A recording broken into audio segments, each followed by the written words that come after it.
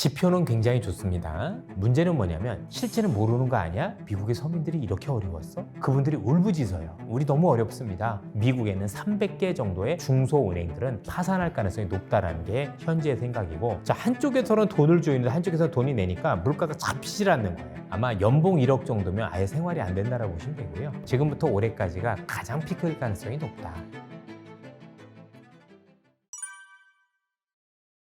지표는 굉장히 좋습니다. 3월 연준 회의를 놓고 보면 올해 미국 경제 성장률 전망치를 기존의 1.4에서 2.1로 올렸거든요. 이렇게 보면 뭐 화랑이다 이렇게 말씀드릴 수는 없지만 미국 경제가 그래도 참 괜찮다, 이렇게 말씀을 드릴 수 있을 것 같습니다. 문제는 뭐냐면 지표는 상당히 좋거든요. 그런데 실제 가보면 이 격차가 되게 큰 것 같아요. 그래도 조금 우리가 흔히 빈부의 격차 얘기를 많이 하는데 미국의 서민 기준으로 놓고 보면 생활이 굉장히 어려워진 걸 볼 수가 있는데 미국 임금 많이 오르지 않았느냐? 임금이 올랐는데 임금보다 물가가 더 올랐어요. 제가 그렇잖아도 2월 말에서 3월 초까지 요것 때문에 미국에 열흘 동안 다녀왔었고요. 그래서 현지 점검을 통해서 현재 물가 상황이라든가 아니면 이런 것들을 많이 점검을 해봤었는데 의외로 자영업자 아니면 중소 제조, 그 다음에 일반적인 어떤 일반 서민들, 대기업을 제외한 서민들 같은 경우는 정말 울부짖을 정도로 경제가 어렵다는 얘기를 많이 말씀을 하시더라고요. 그래서 우리가 지표로 보는 것과 실제 서민들이 느끼는 것 많이 달랐다라는 게 미국 경제의 모습이지 않나라는 생각이 들고, 아마 이 정도 금리에서는 시간이 흐를수록 조금 더 고통을 받는 사람들이 많아질 가능성이 높겠습니다. 아시다시피 서민일수록 어려울수록 빚이 많을 수도 있잖아요. 그런데 현재 미국이 기준금리가 저 정도 금리면 사실 서민들 입장에서 훨씬 더 고통스럽다고 봐야 될 것 같아요. 참고로 이 금리가 오름에도 불구하고 대기업들은, 또 미국에 있는 초일류 기업들 같은 경우는 현금이 많기 때문에 빚 부담이 없거든요. 그래서 전체적으로 현재 느끼는 경제 지표 또는 금리와 관련해서 일반적인 서민과 대기업이 느끼는 이 체감 온도는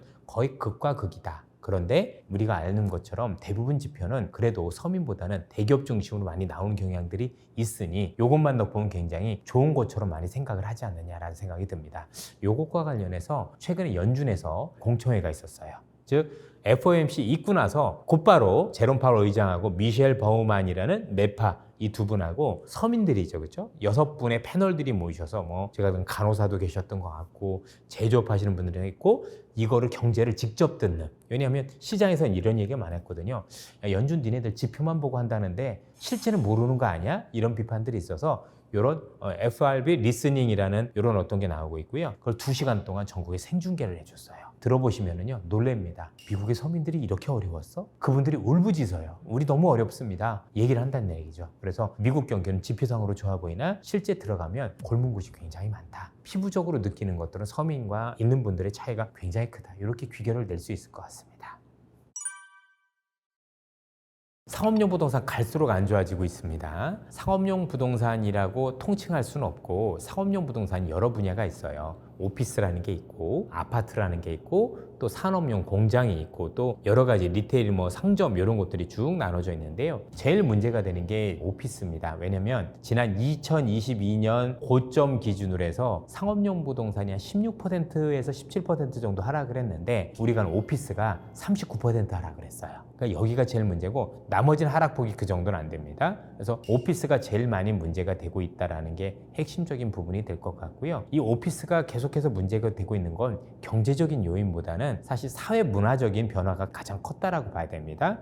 첫 번째 사회 문화적 변화는 뭐냐면 재테크 근무죠. 우리나라는 이 정도가 아닌데 미국은 하이브리드 근무 또는 재테크 근무가 절반이나 됩니다. 이렇게 한번 생각을 해보십시오. 우리 지금 촬영 장소도 굉장히 큰 오피스잖아요. 그러면 이 오피스가 텅 비면 1층에 있는 커피숍부터 아무도 안 가겠죠. 이런 식이에요. 단순히 오피스만 비는 게 아니라 이 옆에 있는 음식점, 커피숍, 뭐 미장원도 있을 거고 여러 가지가 있을 텐데 다 같이 장사가 안 되는 개념이 되다 보니까 훨씬 더 확산적 개념으로 이 재테크 근무에 따른 부작용이 컸다라고 볼 수가 있을 것 같고, 두 번째는 쇼핑 문화의 변화입니다. 무슨 얘기냐면 미국인들도 요즘 변했습니다. 백화점 가서 입어보고 어떤 옷인지 보고 주문은 테무나 아니면 아마존으로 하는 거죠. 주로 아마존으로 많이 하겠죠. 이러다 보니까 당연히 어렵죠.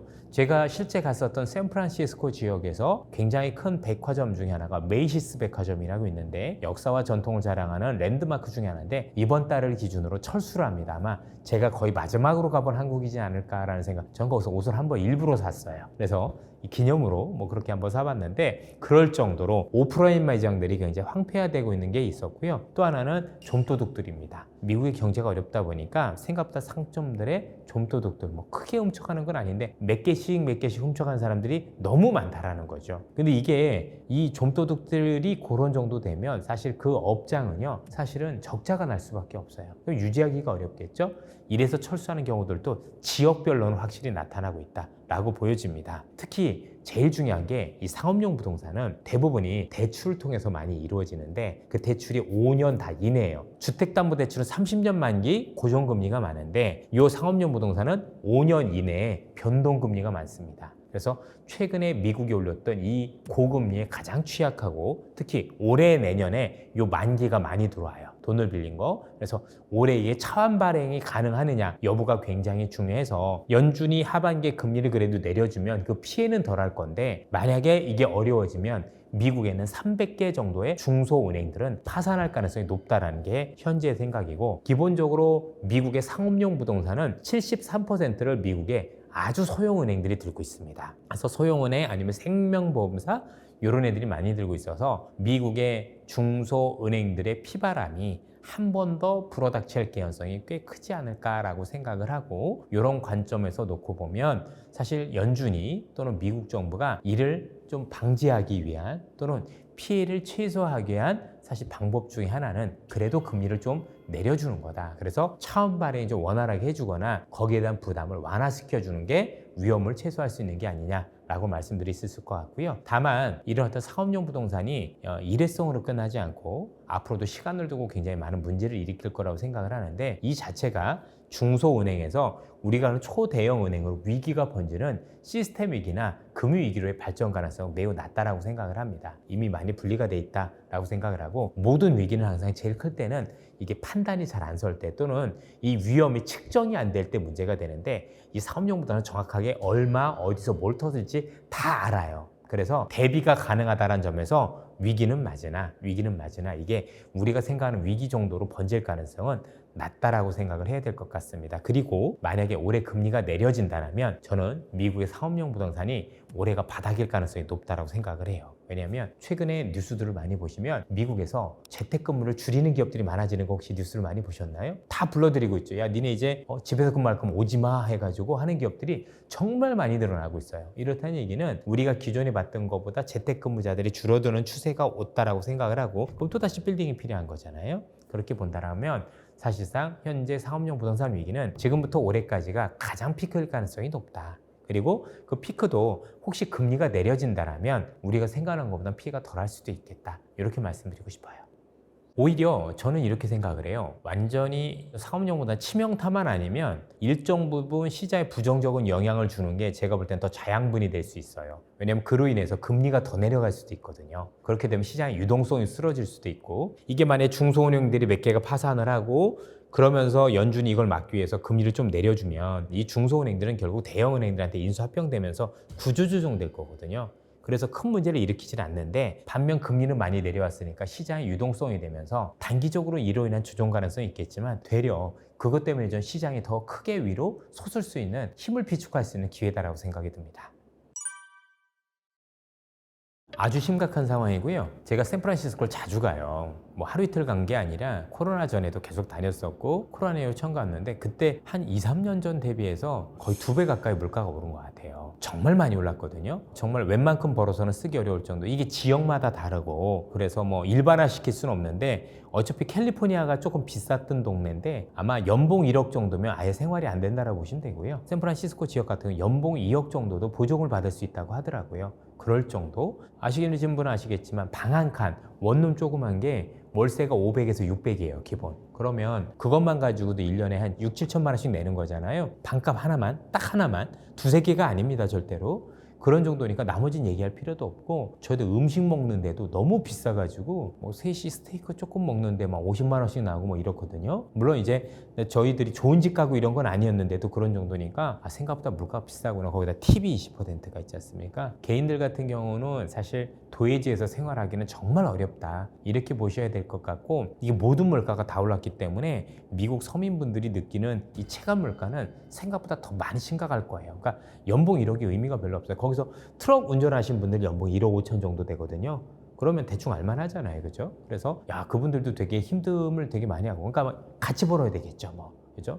트럭 운전하신 분들 뭐 둘이 같이 한다든가 뭐 이렇게 해야 어느 정도 생활이 되지. 그 정도 가지고 우리가 생각하는 여유로운 생활을 즐기기 어려운 것 같아요. 다만 똑같은 연봉을 가지고 또 내륙을 가려면 또 다르다고 하더라고요. 내륙 쪽 뭐 뉴멕시코나 아니면 그쪽으로 들어가면 좀 여유로운 생활을 할 수 있다라고 해서 지역별로 많이 다른데 전반적으로 놓고 보면 물가가 너무 올라서 고통받는 건 사실은 다 마찬가지라고 보여지고 바이든은 정책이 실패한 게 맞아요. 왜냐하면 이분이 긴축하지는 않았고 연준이 긴축을 한 거죠. 연준이 물가를 잡기 위해서 긴축했는데 이분은 돈을 풀었잖아요. 재정정책. 그게 IRA법이라는 거죠. 자, 한쪽에서는 돈을 주는데 한쪽에서 돈이 내니까 물가가 잡히질 않는 거예요. 차라리 물가 한번 잡을 때 한 번에 확 잡고 경제가 조금 어려워도 그러면 물가가 급등하는 거 막을 수도 있고 피해를 최소화할 수 있는데 이건 정말 역대급 이런 정도예요. 그래서 지금 미국에서 뭐 트럼프를 썩 좋아하는 것도 아니지만 바이든에 대한 그 어떤 그 지지도 꼭 바이든에 대한 지지가 높다라고 얘기하긴 그래요. 제가 볼 때 트럼프가 싫어서 이렇게 하는 거지 바이든 좋아하는 사람 별로 없습니다. 제가 볼 때도 역대급으로 정책 실패자 중에 하나라고 생각을 합니다. 이 쉽지 않은 그런 것 같아요. 예. 아직까지는 사람이 굉장히 부족한 상황이고 현재 1인당 구직률을 보면 1.4개 일자리가 있어요. 그러니까 전반적으로 놓고 보면 여전히 사람은 부족한데 근데 요거는 이제 지역마다 또 이런 거 많이 다른 것 같은 게 최근에 이제 제가 미국 갔었을 때도 그렇고 최근에 데이터들을 보면 그 일자리 중에서 임시직으로 있는 분들의 일자리가 많이 없어지면서 일단 길거리로 내몰리고 있다는 얘기들이 조금씩 나오고 있는 것 같고 요 고금리 때문에 기업들이 채용을 꺼리면서 조금씩 실업자들이 늘어나고 있다는 얘기들이 나오고 있는 것 같아요. 그래서 전반적으로 놓고 보면 고용 상황이 그동안 너무 뜨거웠는데 서서히 좀 식어가고 있는 조짐들이 나타나고 있다라고 현지에서도 나오고 있고 또 데이터를 통해서도 확인이 되고 있고 그러면 이제 많은 분들이 이렇게 물어보세요. 야, 너희들은 불과 얼마 전까지 사람이 그렇게 부족하다라고 얘기해놓고 갑자기 이게 무슨 소리냐? 그게 이민자 때문이에요. 미국에서 이민자가 올해만 몇백만 명이 들어왔는데 역사상 최대 규모예요. 엄청나게 멕시코 장벽 이런 데를 사람이 들어오다 보니까 어떻겠어요? 그만큼 사람 부족이 이제 많이 해결이 됐겠죠. 그렇죠? 전반적으로 이런 영향들이 있었다고 보시면 되겠습니다. 어쨌든 고용시장은 조금씩 식어가고 있는 것 같다. 이렇게 보셔도 되겠습니다.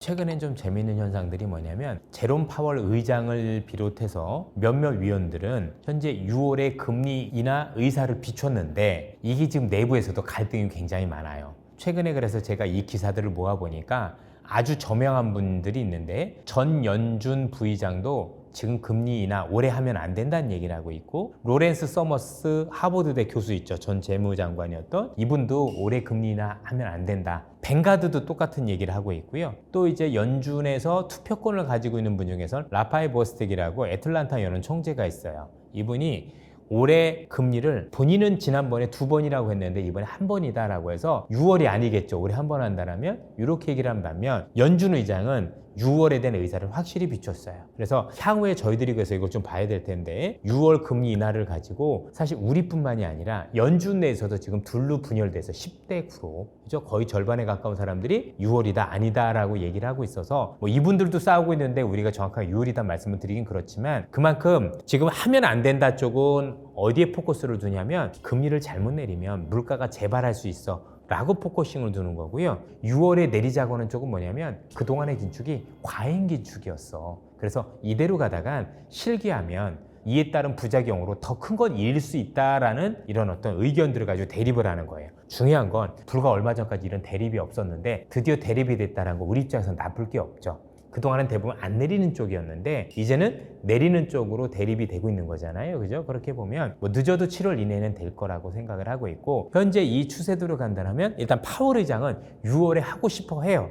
그런데 이제 여러 의견들 그래서 특히 아마 연준 위원들이 되게 발언을 많이 하더라고요. 이걸 통해서 어떻게 갈라졌는지 한번 확인할 필요가 있어요. 저는 6월 가능성을 높게 보고 있습니다. 물론 지표를 좀 봐야 되겠지만 연준에서도 지금 고민하는 건 뭐냐면 횟수를 떠나서 사실 6, 7월이 아니라 그 뒤로 갈수록 정치적인 이슈에 휘말릴 수 있어요. 보통 이제 원래 금리라는 게 인하할 때는 선제적으로 인하를 해야 되거든요. 뭔가 위기가 오거나 아니면 경제가 안 좋아질 때 닥쳐서 하면 피해가 너무 크기 때문에 왜 우리도 병도 예방하면 좋잖아요. 그럼 훨씬 더 나은 것처럼 미리 예방 차원에서는 그 6, 7월이 맞고요. 또 하나는 그때 한 번을 해놓으면 나중에 뒤에 정책을 쓰기가 되게 편해요. 근데 그러지 않고 너무 뒤로 가면 11월 5일에 미국 대통령 선거인데 그 근처에 가서 하면 할수록 그죠? 아 너는 바이든 편이야 뭐 이런 어떤 이슈가 있을 거고 정치적인 오명을 쓸 수도 있기 때문에 사실상 뒤로 갈수록 훨씬 더 연준이 정책을 결정하기 어려울 수밖에 없는 입장이 아닌가. 그런 차에서 놓고 보면 원래 정책이라는 게 선제적으로 대응을 해야 되는 거고 두 번째 우리 선거가 있어서 정치적인 어떤 잡음을 피하기 위해서는 제가 보기에는 그래도 조금 더 앞당기는 게 맞지 않느냐. 물론 지표가 확실히 돼야 되겠죠. 그렇다고 일부러 앞당길 건 아닌데 지금 전체적으로 돌아가는 어떤 지표라든가 상황을 놓고 봤었을 때는 6, 7월 정도가 제일 무난해 보입니다. 이 금리 인하를 할 때 금리 인하를 왜 하지라는 이유가 되게 중요해요. 예를 들어서 6월에 금리 인하를 한다고 하겠습니다. 근데 이 6월에 금리 인하에 대한 이유가 경제는 좋은데 물가가 안정돼서 그러면 주가가 많이 올라요. 근데 반면에 최근에 경제가 좀 둔화되고 있는 것 같아.